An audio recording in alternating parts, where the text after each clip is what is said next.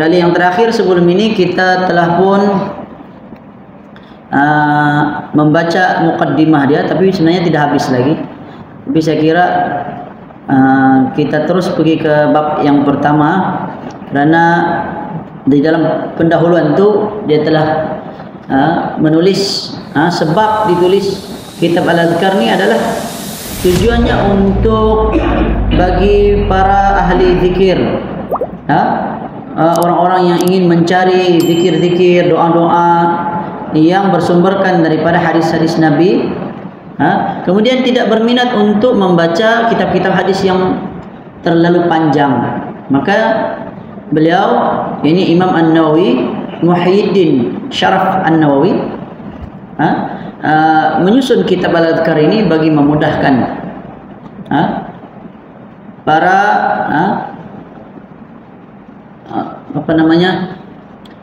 mungkin penuntut ilmu pun masuk juga, atau bagi para abid, ahli ibadah yang ingin mencari zikir-zikir yang sahih.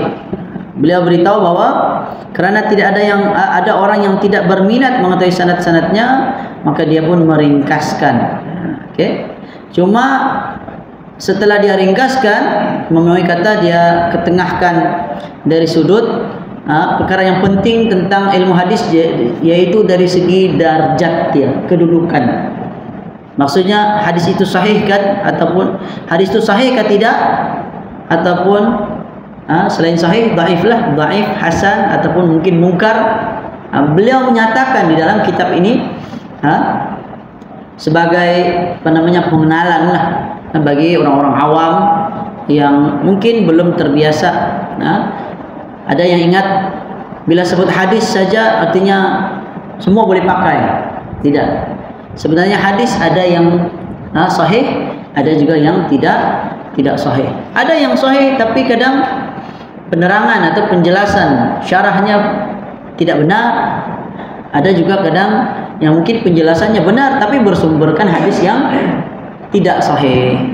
Jadi yang terbaiknya adalah kita gabungkan kedua-duanya. Penerangannya benar, sumbernya pun dari sumber yang benar juga. Kalau kita sekarang dalam era teknologi sekarang pun mau slogan RTM tu yang sahih, macam gitulah kan. Kalau itu yang sekarang pun semua mau mengaku sebagai yang paling benar, yang sahih kan, maka demikian juga dalam hal agama. Kalau barangan pun kita cari barangan ori, bukan barangan tiruan, maka demikian juga di dalam agama. Tidak akan agama dapat asal nama agama pakai. Tidak, kita mesti cari yang betul-betul bersumberkan dari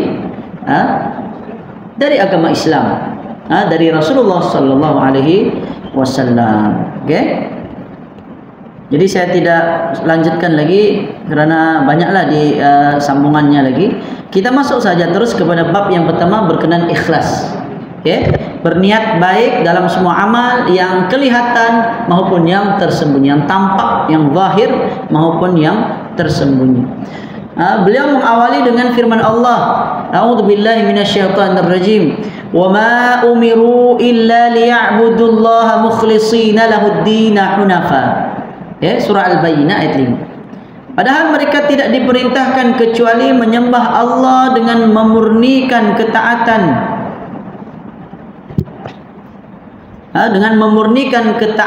kepadanya dalam menjalankan agama yang lurus. Surah Al-Bayyinah ayat 5. Ada perkataan mukhlishina lahud-din, ikhlas kerananya agama. Okay. Kemudian Allah berfirman, yang kedua beliau membawakan la yanalallahu luhumuha wala dima'uha walakin yanaluhu taqwa minkum. Coba.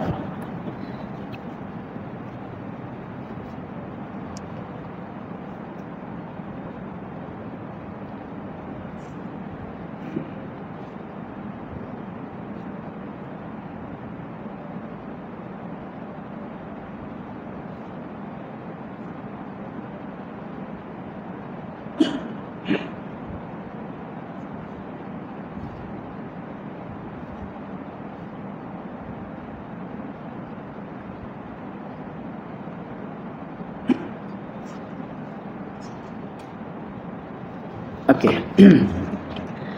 La yanalallahu luhumuha wala dima'uha walakin yanaluhu at-taqwa. Allah berfirman, daging-daging unta dan darahnya itu sekali-kali tidak akan dapat mencapai keridhaan Allah, akan tetapi ketakwaan dari kalianlah yang dapat mencapainya. Surah Al-Hajj ayat 37.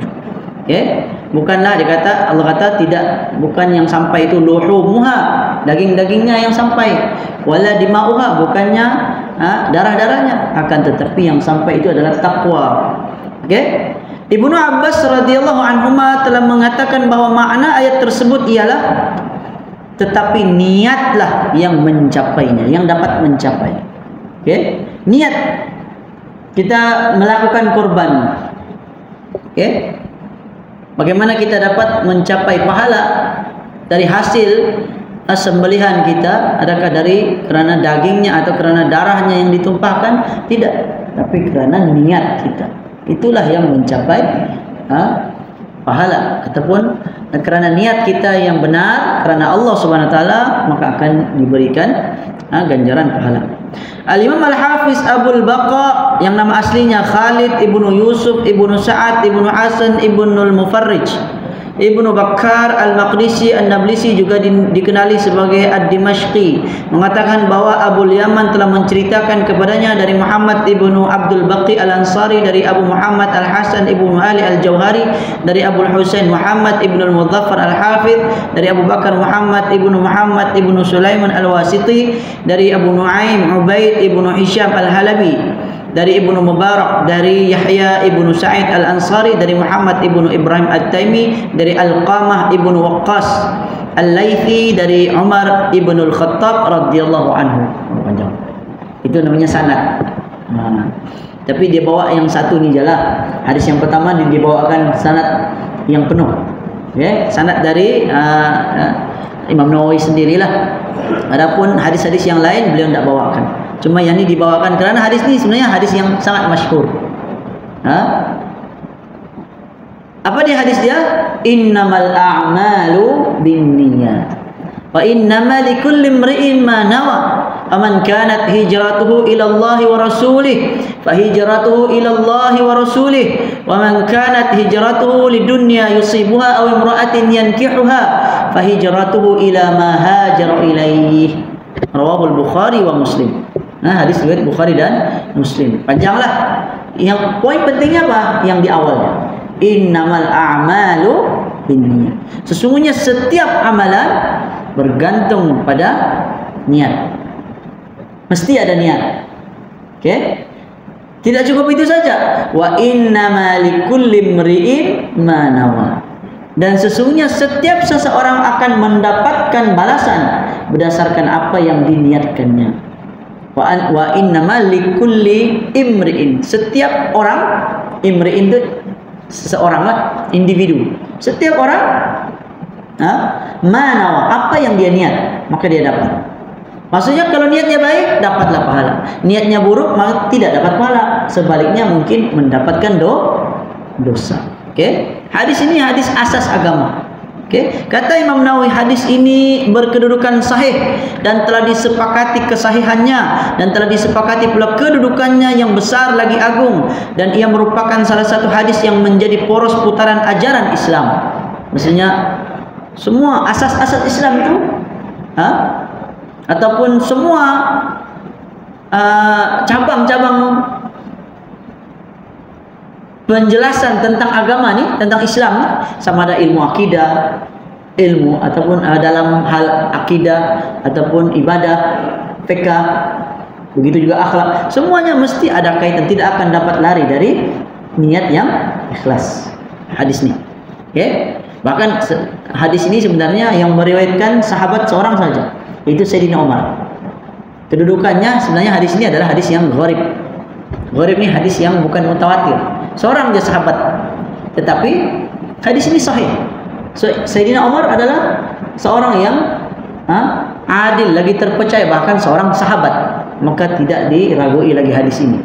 Okay? Kemudian daripada tabi'in kepada perawi-perawi yang seterusnya yang itu biasanya orang ceklah dan didapati hadisnya adalah sahih, bahkan kebanyakan dalam Sunan Sittah itu ada. Ya, Bukhari, Muslim, Abu Dawud, Tirmidzi, Ibnu Majah, An-Nasa'i semua meriwayatkan hadis ini. Okey. Kata Imam Nawawi, para ulama salaf dan para pengikutnya dari kalangan ulama khalaf selalu menyukai hadis ini dipakai dalam pembukaan penulisan kitab mereka. Okey. Para ulama dahulu suka asal tulis buku, dia mulakan hadis pertama mesti innamal a'malu binniyat. Maka Imam Nawawi pun ini buku dia, buku kitab Al-Adhkar, didahulukan dengan beberapa ayat Quran. Lalu hadis yang pertama dalam hadis ini, dalam kitab ini adalah hadis innamal a'malu binniyat. Begitu juga kitab beliau yang lain seperti kitab hadis 40. Hadis pertama adalah hadis 40, juga hadis innamal a'malu binniyat. Begitu juga kitab beliau hadis Riyadhus Shalihin dimulakan dengan innamal a'malu binniyat. Begitu juga dengan ulama-ulama lain seperti Imam Bukhari juga memulakan kitabnya dengan diawali dengan hadis innamal a'malu binniyat. Kami telah meriwayatkan dari Imam Abu Sa'id Abdurrahman Ibnu Mahdi. Dia berkata, Ibnu Mahdi ini ulama lah, yang mengatakan barang siapa, kalau kita kata sesiapa yang hendak menulis sesuatu kitab maka hendaklah memulakan dengan hadis ini. Ini cadangan lah, bukan yang merupakan kewajiban. Okay, ini cadangan ataupun dari para ulama, di mana mereka kata, Al-Imam Abu Sa'id Abdurrahman Ibnu Mahdi ini, dia kata siapa yang hendak menulis sesuatu kitab, mulakanlah dengan hadis innamal a'malu binniyat. Mudah-mudahan dengan pembukaan itu akan membersihkan hatinya, menyucikan jiwanya sehingga dia lebih ikhlas kerana Allah dalam penulisan kitab. Imam Abu Sulaiman Al-Khattabi mengatakan orang-orang terdahulu dari kalangan guru-guru kami sangat menyukai apabila hadis innamal a'malu binniyat ini didahulukan dalam segala sesuatu yang menyangkut perkara agama, mengingat hadis ini sangat diperlukan dalam segala jenis urusan. Kalau dalam mazhab Syafi'i, pembahasan niat paling banyak sekali.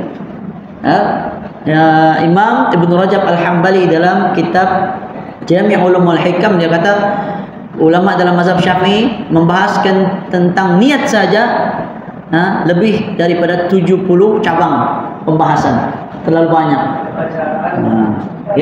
Jadi hadis innamal a'malu binniyat ni kalau ingin dikumpulkan pembahasan ulama, dia akan panjang. Mengingat begitu betapa pentingnya niat dalam kehidupan kita. Kerana niat ni tiada siapa yang tahu melainkan Allah saja. Ada orang mungkin dari luar nampak ikhlas, tapi dalam tiada siapa tahu, mungkin dia tidak ikhlas. Tiada siapa yang tahu. Sebab tu orang munafik tiada siapa tahu. Kalau dia munafik, Allah saja yang tahu. Kecuali Nabi Muhammad sallallahu alaihi wasallam, dia tahu. Sehingga Nabi pun memberitahu siapa golongan munafik kepada sahabat tertentu saja. Sampai siapa ni, Sayyidina Umar pernah satu ketika dia tidak percaya kan. Dia kata Rasulullah belum wafat, dia kata. Kenapa Rasulullah belum wafat? Masa itu Rasulullah memang wafat. Dia tidak percaya, dia kata orang munafik masih banyak lagi, dia kata. Sayyidina Umar pun tahu siapa di antara orang-orang munafik ini masih ada nih, tapi belum lagi, dia orang ini masih hidup lagi. Patutnya dihapuskan orang-orang munafik ini kerana dia banyak mengganggu gugat dalam dakwah Islam. Tapi mau buat macam mana? Itulah ujian. Dan bukan saja dahulu, bahkan sehingga ke hari ini mereka ni orang-orang munafik ni akan terus ada. Tapi kita tidak boleh berhukum berdasarkan hati manusia. Kerana hati ini urusan Allah, tiada siapa yang tahu. Sebab itu orang munafik ni siksaan mereka di kerak api neraka. Allah kata al-munafiquna fid darkil asfali minan nar. Orang-orang munafik itu tempatnya adalah di kerak api neraka, tempat yang paling bawah. Di atas mereka orang musyrikin, orang kafir. Di bawah sekali adalah orang-orang munafik. Telah sampai satu riwayat kepada kami bersumber dari Ibnu Abbas radhiyallahu anhu bahwa dia pernah mengatakan, sesungguhnya seseorang hanya dipelihara oleh Allah sesuai dengan kadar niatnya. Ibnu Abbas, ada riwayat yang sampai dari Abdullah bin Abbas. Abdullah bin Abbas ini sahabat Nabi. Oke. Oke. Abdullah bin Abbas dia kata apa?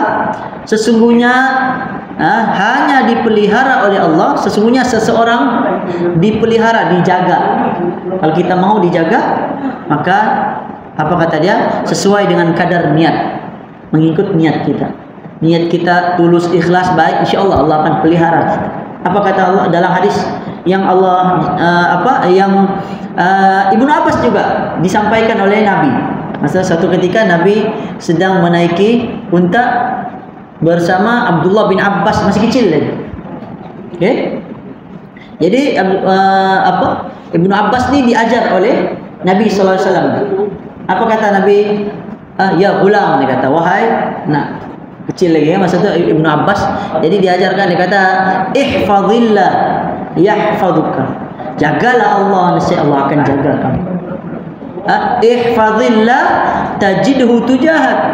Jagalah Allah, niscaya kau akan dapati Allah akan ada di hadapan kamu. Maksudnya apa? Mendalam maksudnya.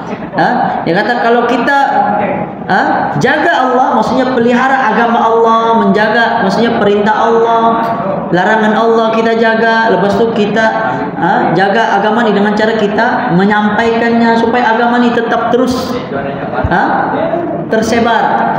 Jadi itu caranya. Kalau kita diam-diam tiada siapa yang mau menyampaikan Islam, akhirnya nanti kalau tidak ada Islam lagi, maka berlaku hari kiamat. Dan hadis Nabi kata apa? La taqum as-sa'ah hatta la yuqalu fil ardi la ilaha illallah. Tidak akan berlaku hari kiamat sehingga tidak ada lagi orang di muka bumi ini yang mengucapkan la ilaha illallah. Maksudnya tidak ada orang beriman. Masa itulah akan berlakunya hari kiamat. Maka perlunya usaha dakwah ini diteruskan. Tetapi Nabi juga kata la tazalu ta'ifatun min ummati zahirina 'ala, akan tetap terus ada dari sebilangan segolongan dari kalangan umatku yang berada di atas kebenaran. Memang golongan yang berada di kebenaran ini akan tetap terus ada. Cuma ada satu masa dia sedikit, ada satu masa mungkin dia ramai, kan? Maka yang sedikit tu tetap ada, tapi dia macam seolah-olah tiada. Itu kata para ulama, tidak berlaku hari kiamat sehingga tidak ada lagi orang yang mengucapkan la ilaha illallah. Maksudnya apa? Sangat sedikit. Orang yang beriman ketika hari kiamat ni sangat sedikit sekali. Bahkan di akhir zaman ni sebelum hari kiamat banyak orang-orang yang beriman, para ulama ni dimatikan. Kan? Sehari kiamat ini berlaku di atas umat yang sangat dahsyat. Kemaksiatan mereka, kekufuran mereka. Masa itu dunia sangat teruk. Jadi kita tidak mintalah berlaku pada masa kita. Maka usaha kita apa dia? Kita pelihara agama. Tajidhu tujahak, engkau mendapati Allah ada di hadapan kamu. Maksudnya ketika kita memerlukan Allah, Allah bantu kita. Ketika kita ya Allah macam mana ni, tiba-tiba ada bantuan. Dari jalan yang kita tidak sangka. Kan? Wa may yattaqillah yaj'al lahu makhraja. Siapa bertakwa kepada Allah, Allah akan berikan dia jalan keluar. Dan wa yarzuq minhu min apa? Wa yarzuqhu min apa? Minhu haitsu la yahtasib. Allah memberikan rezeki kepada dia dari jalan yang dia tidak sangka. Tapi apa syaratnya? Ittaqillah, bertakwalah kepada Allah. Takwa pada Allah pada melaksanakan segala perintah Allah, meninggalkan apa yang dilarang. Hari-hari diulang pada setiap hari Jumaat. Okay? Kami pula meriwayatkan dari As-Sayyid Al-Jalil Abu Ali Al-Fudail Ibn Iyad pernah mengatakan meninggalkan amal kerana manusia disebut sebagai riya. Ya, meninggalkan amalan kerana manusia riya. Selalu orang kan, ada orang, ini ada sebahagian orang lah, dia nak mau pergi sembahyang takut menunjuk-nunjuk dia kata. Tapi sebenarnya itulah yang menunjuk-nunjuk. Dia tunjuk-tunjuk apa namanya, menunjuk-nunjuk dia ndak apa namanya ndak soleh. Tapi sebenarnya salah sebenarnya. Yang betulnya dalam urut perkara yang wajib ni Dia tidak ada namanya riak itu sebenarnya. Cuma ialah kita tetap kena bersihkan niat daripada jangan sampai kita beribadah lepas tu kita niat kita kerana ada orang lain yang melihat. Tidak boleh. Maksudnya orang lain tengok, oh baru kita mau bersemangat beribadah. Tiada orang tengok, tidak mau beribadah sama sekali. Itu tidak boleh. Nah itu betul lah riak, itu riak, nunjuk-nunjuk. Bahkan itu merupakan syirkul asghar, syirik kecil. Tapi Nabi takut. Kata Nabi, "Inna akhwafa ma akhafu alaikum asyirkul asghar." Sesungguhnya yang paling aku takut menimpa ke atas umatku adalah syirik kecil. Sahabat bertanya, "Apa dia ya Rasulullah?" Nabi jawab, riak. Menunjuk-nunjuk. Menunjuk ini Nabi takut. Kenapa? Sebab mungkin pada mulanya dia syirik kecil. Tapi syirik kecil bila selalu, sering, akhirnya membawa kepada syirik akbar yang lebih besar lagi. Beribadah bukan kerana Allah, kerana manusia. Itu syirik besar. Okay? Beribadah kerana Allah, bukan kerana manusia. Dan amal kerana manusia disebut syirik. Beramal kerana manusia syirik pula. Jadi dia tidak mau beramal, takut riak. Itu pun riak juga. Kemudian dia beramal tapi kerana manusia syirik. Jadi dua-duanya riak dan syirik ni kedua-dua berbahaya. Maka kata Fudail bin Iyad, kata dia, serta ikhlas ialah apabila Allah menyelamatkan diri kamu dari dua-duanya. Dua-dua perkara yaitu riak dan syirik. Selamatkan orang yang ikhlas ialah orang yang diselamatkan oleh Allah dari dua perkara yaitu riak dan juga syirik. Riak tadi ditunjuk-nunjuk. Kemudian syirik itu dia beramal bukan kerana Allah, tapi kerana manusia. Dua-dua ni payah kan. Jadi suatu niat ni kita hendaklah selalu membersihkan niat kita. Cara membersihkan ataupun hati kita dibersihkan dengan ialah dengan zikrullah, banyak mengingati Allah, banyak melakukan ibadah, meninggalkan perkara maksiat, dan sebagainya. Banyak lagi lah dijelaskan di dalam banyak surah cara-cara kita membersihkan hati. Sebab hati ni kita kotornya datangnya daripada anggota zahir kita. Mulut kita, tangan kita, mata kita, telinga kita, semua perlu dijaga. Semua itu akan memberi pengaruh kepada hati. Al-Imam Al-Haris Al-Muhasibi mengatakan bahawa orang yang sadiq, orang yang benar, ialah orang yang tidak mempedulikan seandainya semua penghormatan untuk dirinya diungkapkan oleh semua makhluk demi memelihara kalbunya. Kalbu ni hatilah, jantung. Jadi keikhlasan niatnya. Dan ia tidak suka menampakkan amal baiknya kepada orang lain walaupun hanya sebesar semut kecil. Tetapi ia tidak benci apabila orang lain menyaksikan amal buruknya. Kata Imam Al-Harith Al-Muhasibi ini orang yang benar, orang yang tidak peduli lah, tidak peduli pada apa kata orang lain. Dan dia tidak suka amal baiknya tu ditunjuk, dinampakkan. Tapi jangan pula disebabkan takut orang nampak lalu dia menipu ataupun tidak mau beramal sama sekali. Jadi kena seimbangkan antara riak dan juga syirik tadi itu. Hudzaifah Al-Mar'ash mengatakan bahawa ikhlas ialah hendaklah seseorang hamba seimbang dalam semua perbuatannya, sama ada yang zahir maupun yang batin. Kita perlu seimbangkan amalan kita. Itulah orang yang benar-benar ikhlas. Kami meriwayatkan dari Imam Al-Ustaz Abul Qasim Al-Qushairi mengatakan bahawa ikhlas itu ialah mengesahkan Allah Tuhan yang maha hak, maha benar, dengan mengikhlaskan niat dalam mentaatinya.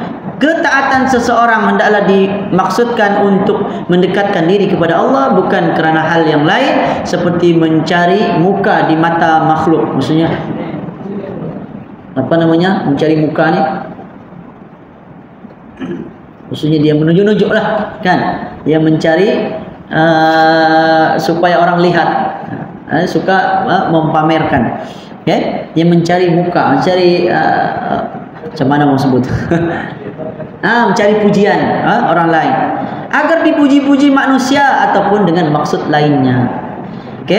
Kemudian As-Said Al-Jalil Abu Muhammad Sahal Ibnu Abdullah At-Tusturi mengatakan bahwa orang yang pandai telah meneliti tentang makna ikhlas, ternyata mereka tidak menemukan selain daripada definisi berikut. Apa dia? Maksudnya orang-orang yang bijak pandai, orang-orang yang pintar, yang cerdik, mereka kata definisi yang benar tentang ikhlas adalah hendaklah, dia kata, gerak dan diam seseorang, zahir dan batin seseorang hanya semata-mata kerana Allah Subhanahu wa taala. Tiada dicampuri dengan kehendak diri dan hawa nafsu, serta tidak pula kerana dunia. Okey. Ini orang yang benar-benar ikhlas. Orang yang benar-benar ikhlas ialah semua, sama kalau dia diam pun kerana Allah juga. Dia bergerak semua kerana Allah. Kan? Tidak ada yang dia buat melainkan semuanya hanya kerana Allah Subhanahu wa taala, zahir dan batin. Kami meriwayatkan pula dari Al-Ustaz Abu Ali Ad-Daqqaq mengatakan bahawa ikhlas ialah memelihara diri dari perhatian makhluk, sedangkan as-sidqu ni jujur ataupun benar, ialah membersihkan diri dari memperturutkan hawa nafsu. Orang yang ikhlas ialah orang yang tidak riak, suka menunjuk-nunjuk. Orang yang sadiq ialah orang yang tidak mempunyai rasa ujub. Apa ujub? Takjub. Bangga diri. Dia takjub diri dia. Oh, saya hebat. Ini orang yang benar, orang yang sadiq, dia kata ialah orang yang tiada rasa bangga diri. Kita kena merendah diri. Bersumber dari Dhunnun Al-Masri atau Al-Misri, dikatakan bahawa ada 3 macam ciri keikhlasan. Yang pertama, pujian dan celaan dari kalangan awam seimbang. Okey? Terhadap orang yang berkaitan seimbang. Pujian dan celaan dari orang awam seimbang. Kemudian dia beramal tanpa pamrih, ini maksudnya tanpa maksud tujuan, tanpa keuntungan. Ada maksud lain lah yang dia inginkan, keuntungan. Dan juga mengharapkan pahala akhirat dalam beramal. Okey? Jadi ini 3 ciri orang yang ikhlas daripada Dhunnun Al-Misri. Pujian, celaan mestilah seimbang. Dia puji, jangan terlebih puji. Cela pun jangan terlebih cela. So ada orang puji terlampau puji, mesti ada maksud kan? Dia puji kenapa? Supaya dia dapatlah habuan yang dia mau. Ataupun dia cela macam seorang tu langsung tiada kebaikan. Kena seimbang. Dia cela macam diri kita ni baik, padahal kita pun sama juga kan. Kemudian dia beramal tapi bukan mengharapkan balasan, itu maksudnya. Dia beramal tapi kerana mengharapkan keuntungan. Itu pamrih di bahasa Indonesia. Ataupun dan juga yang ketiganya, ciri-cirinya adalah dia beramal tapi mengharapkan pahala akhirat dari amalannya. Okey. Kami meriwayatkan dari Al-Qushairi bahawa as-sidqu artinya seimbang antara zahir dan batin. Sahal At-Tusturi mengatakan seorang hamba tidak dapat meresapi sifat as-sidqu apabila bersikap diplomasi terhadap dirinya sendiri atau terhadap orang lain. Dan pendapat-pendapat yang lain banyaklah. Dia kata tidak terhitung kalau dia bawakan ucapan-ucapan ulama berkenaan ikhlas ni terlalu banyak. Ini dinukilkan oleh Al-Imam An-Nawawi. Kita masuk hukum mengamalkan hadis dhaif. Ini Imam Nawawi punya bab kedua sebelum dia masuk bab zikir. Okey, apa kata Imam Nawawi? Ulama hadis, ulama fiqh dan ulama lainnya mengatakan bahawa diperbolehkan, bahkan disunatkan mengamalkan hadis yang dhaif untuk keutamaan beramal, fadail a'mal. Okey, hal yang mengandungi targhib, anjuran, ataupun yang mengandungi tarhib, yakni peringatan. Tarhib ni ancaman. Targhib tadi macam contoh, buat ni dapat pahala, masuk syurga. Kalau tarhib ni ancaman, kalau kita buat gini masuk neraka, dapat dosa. Itu tarhib. Jadi targhib dan tarhib. Jadi bila hadis-hadis itu berkaitan dengan targhib dan tarhib, maka itu dianjurkan, boleh. Okey, selagi mana hadis tersebut tidaklah sampai kepada peringkat maudhu'. Apa itu maudhu'? Palsu. Hadis palsu tidak boleh. Ini dilarang. Tapi ini sebenarnya ada khilaf lah. Khilaf ulama. Sebagian ulama kata, ada juga ulama yang lagi keras, langsung tidak boleh pakai hadis dhaif. Tapi tidak benarlah, kan? Yang betulnya hadis dhaif boleh dipakai tapi dengan syarat-syarat tertentu. Asalkan jangan sampai hadis itu hadis yang palsu. Hadis palsu tidak boleh. Walaupun niat kita baik. Kan ada, saya pernah nampak dulu ada orang print. Kan di sinilah, di sekolah dulu. Masa di perpustakaan, masa saya sekolah dulu, ada satu risalah tentang bahaya merokok. Dia bawa hadis. Dan bila masa di zaman Nabi ada rokok, kan dia bawa konkonnya rokok itu kencing syaitan apa macam-macam lah. Tapi itu sebenarnya hadis itu dibuat-buat. Memanglah tujuannya baik supaya orang meninggalkan merokok, kan, karena merokok itu membahayakan kesehatan. Tapi caranya itu sebenarnya satu perbuatan dosa, karena menyandarkan kepada Nabi apa yang Nabi tidak pernah sabda. Kata Nabi, "Man kadzaba alayya muta'ammidan falyatabawa maq'adahu minan nar." Sesiapa yang berdusta ke atasku secara sengaja, maka ambillah tempat duduknya yang telah disiapkan di dalam api neraka. Maksudnya belum masuk neraka, adalah sudah nama dia di sana. Adalah sudah tempatnya. Kenapa begitu? Karena dia mengucapkan apa yang Nabi tidak ucapkan.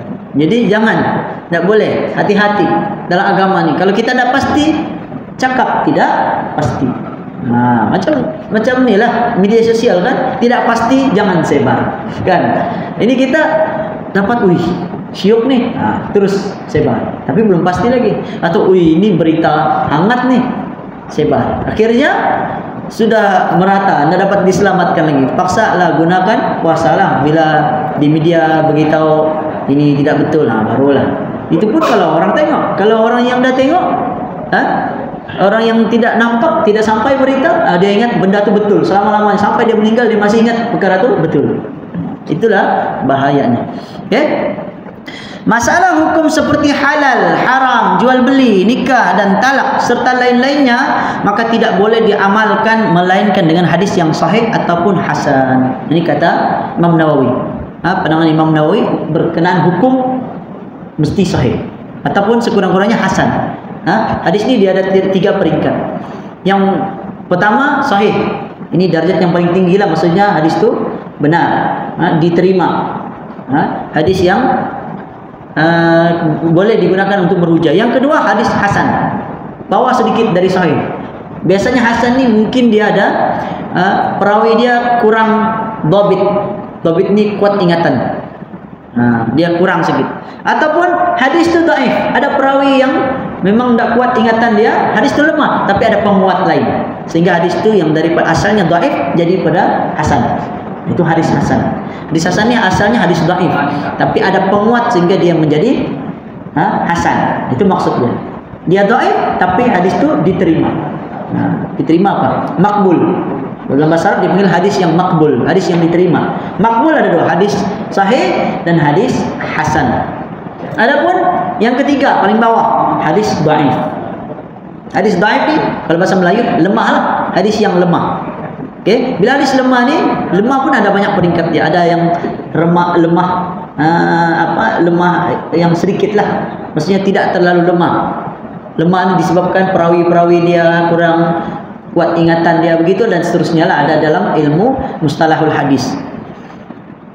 Tapi ada lagi yang dhaif jiddan, sangat dhaif, sangat lemah. Bila dhaif jiddan dia hampir kepada palsu, maka sebagian ulama kata tidak boleh pakai. Yang boleh kita pakai ini hadis yang mungkin dhaif, itu pun hanya pada fadail a'mal ataupun targhib wa tarhib yang kita sebutkan tadi. Kecuali hadis yang menyangkut masalah sikap berhati-hati dalam sesuatu perkara dari masalah-masalah tersebut, dia kata. Sebagai contohnya, apabila ada suatu hadis yang dhaif yang menyebutkan makruh melakukan sebahagian transaksi jual beli atau makruh melakukan sebahagian nikah, maka hal tersebut disunatkan untuk dihindari tetapi tidaklah bersifat wajib. Dibagi contohlah. Okey. Kalau masalah hukum ni berkaitan dengan dikata supaya kita dapat lebih berhati-hati. Contohnya hadis tu lemah, dia tidak sahih. Bila kita bawakan maka orang akan lebih berjaga-jaga. Kan? Orang akan berjaga-jaga. Tapi ada ulama yang kata kalau kita tahu hadis tu kedudukan dia, kita wajib memberitahu. Jangan kerana keuntungan kita. Kita beritahu, kita tahu sudah hadis itu tidak sahih, tapi bilang beri keuntungan pada kita. Kita pun beritahu lah, diam-diam aja. Mudah-mudahan orang pun ambillah, sehingga kita pun dapat. Ini bahaya. Wajib kita beritahu kedudukan. Tapi kalau kita tidak tahu, kita kena beritahu yang kita pun tidak tahu. Tidak jadi masalah. Bahkan Ibnu Abbas kata, minal ilmi, termasuk di dalam ilmu ialah orang yang ketika mana dia tidak tahu, maka dia berucap wallahu a'lam. Itu pun termasuk ilmu. Kalau kita tidak tahu, cakaplah Allahu a'lam, maka itu adalah ilmu. Ya, jadi saya kira untuk kitab ni cukup. Nanti kita akan sambung lagi. Yang baik datang dari Allah, yang lemah dari saya sendiri. Saya memohon maaf sekiranya ada kekurangan, kesilapan dalam penyampaian saya. Aku qouli hadza wa astaghfirullahaladzim li wa lakum wa sallallahu ala nabiyina Muhammad.